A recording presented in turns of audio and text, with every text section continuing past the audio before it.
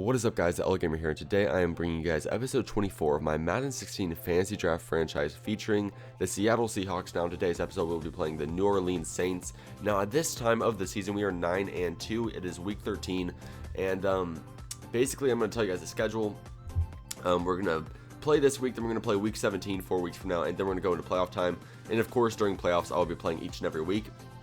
The actual importance of this game is not only do we actually clinch playoffs if we win this game, but Jamaal Charles is finally back, and I think it's time for us to try to finally use him and get him back involved in the offense, because you remember the last 4 or 5 episodes of the games that I've played this season have been with Christine Michael in the backfield, and he's honestly been a pretty good pickup. Like, he's been a really nice backup for me, Michael.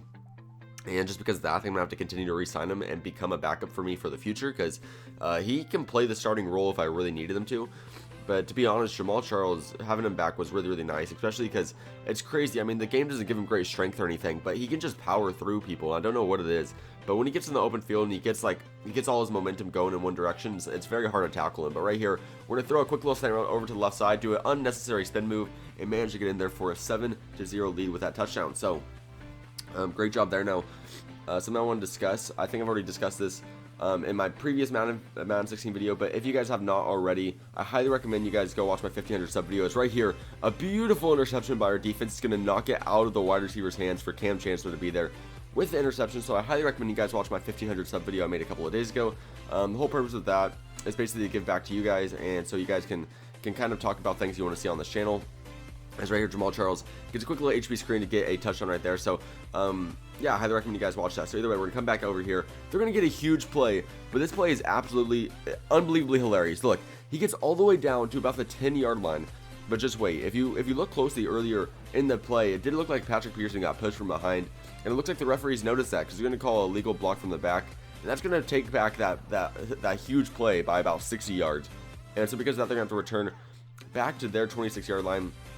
It doesn't really end up affecting them a whole lot, though, is right here. They're going to get another big play to move down to the opposing side of the 50, my 47 to be exact. They're going to continue to move downfield, looking at these crossing routes, throw it over the left side, and it's going to get over to the receiver. They're going to move all the way downfield and get down to about the 10. So they're going to get down to where they were anyways. Just took them a few more plays and a couple more minutes to do so. But luckily, right here, 3rd and goal at my 3-yard line. They will not be able to get the touchdown. We ran a pretty nice defense right there. He just kind of overthrew the receiver in the back of the end zone, and because of that, we're gonna have an opportunity to maintain a 2-possession lead, as it's 14-3 right now. So right here, we're gonna scramble out right with Jameis Winston, managed to run out of bounds right at the 34-yard line to get us the first down. Now we're gonna throw a quick little screen route over there to Jamaal Charles, try to get him involved in the offense and get him about 8 yards on that play. So, like I said, Jamaal's a great guy to have back. He's especially, to me, he's one of the best running backs in the league, and I want to keep him healthy. Now, the biggest issue I've realized right here, I'm going to get this really big play down the left sideline to Ladarius Green. The biggest issue for me that I've noticed is the fact, or actually I'll comment after this play. Just watch Odell in this play. He's going to show off some of his speed getting open in this open field. He's going to move all the way down to the 3, and look at him power through 3 people to get that touchdown. Unbelievable job by one of the best receivers in the league, if not the best receiver in the league. So there we go. They're finally going to try to get a drive together here on offense. You see, they run the ball up the middle, and he's just going to find a way right between those gaps in the offensive line. I don't know how he managed to get that big run, but he did manage to do so. It's right here. They're going to get another big play by just throwing a dot from Jimmy Garoppolo over to the receiver. So they're going to continue to move downfield here, get a lot of crossing routes going, and we're not going to be able to stop the curl flats. I like to run the zone defense a lot, and the curl flats always seems to work against the zone defense. So that's kind of like my weakness play. So right here, they're going to actually look over to the right side, throw another little curl route, and get another pretty nice gain out of it, about 10 yards. So right here, they're continuing to move downfield. We try to blitz up the middle, and they're going to actually counter that play as well. So that whole entire drive, props to them. They seem to counter every single one of my defensive plays. So there's really nothing I could have done. And then on our next offensive drive, we have to punt it away. So they have another chance here to put some points on the board before halftime. And right here, we should have picked it off, but somehow we weren't able to cut quite in front of it. So they're going to manage to get a pretty nice gain there on that passing play. They're going to continue to move downfield here. And another big play here is, once again, I try to move in front of the ball, but he just threw it too high, so the receiver was the only one who can get it. And right here, luckily, we're going to be able to keep them to just a field goal. So it's going to go, we're going to remain up 21-13 with 2.5 minutes left in the half. So hopefully we can actually get a couple more points up there on the board before halftime, so we can maintain a 2-possession lead. That would be really nice. So right here, we're just gonna call a couple plays. We're gonna look what we can get going here. We're gonna go over to the left side to Ladarius Green, or actually not the Ladarius Green, the backup to Ladarius Green. I don't remember what that guy's name is, but he's a pretty nice addition too. So right here, it's 4th and 10. We're actually gonna go for it. I call it a Hail Mary, and I'm gonna kind of cheese the Hail Mary because everybody played deep to try to block me from throwing a bomb. But in all realism, I was just trying to get the first down, so I just scramble out right, get about 20 yards on that one, and we're gonna continue to move down the field here. We're gonna look at this crossing route, throwing over to our backup tight end once again. He's actually going to be barely able to push his feet above and get that first down. So we're going to continue to move downfield. Once again, another crossing route. Let's see what we can do. We're going to throw it over to the right side, and there we go. We're going to throw a nice little pass over to Ben, one of our 4th or 5th string receivers, and he's going to manage to get one of his first touchdowns of the year. So right here, we're up 28-13, and the second half has just started. So let's see what they can do. Hopefully, we can prevent them from doing anything too drastic so we can maintain a pretty nice lead going on into this game. So right here, you see they're throwing these crossing routes. The crossing routes are extremely difficult to stop. I've noticed that all the time in Madden.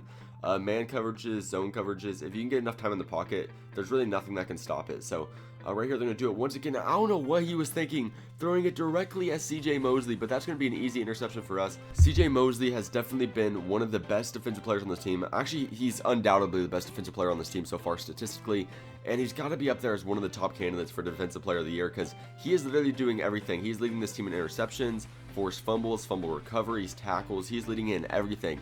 He is literally doing everything on the defensive end of the ball, and I think it's unbelievable if he isn't considered for that Defensive Player of the Year award. So right here, we're going to scramble out right with Jameis Winston to move down to the opposing team's 9-yard line. So here we go, a great opportunity now to score and punch this one home with a touchdown, and we are going to do just that with a nice pass over here.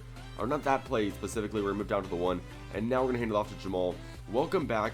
Get your first touchdown of this season. That's actually, it's crazy to think. We're in week 13, it's his first touchdown of the season, just because of the fact that he's only played like one other game. So right here, of course, the Saints are going to come back, try to get some revenge. They got to do something. We're up 35-13. If they don't manage to get some points on the board here soon, it's going to be over for them real quick. So right here, they're going to throw a bomb.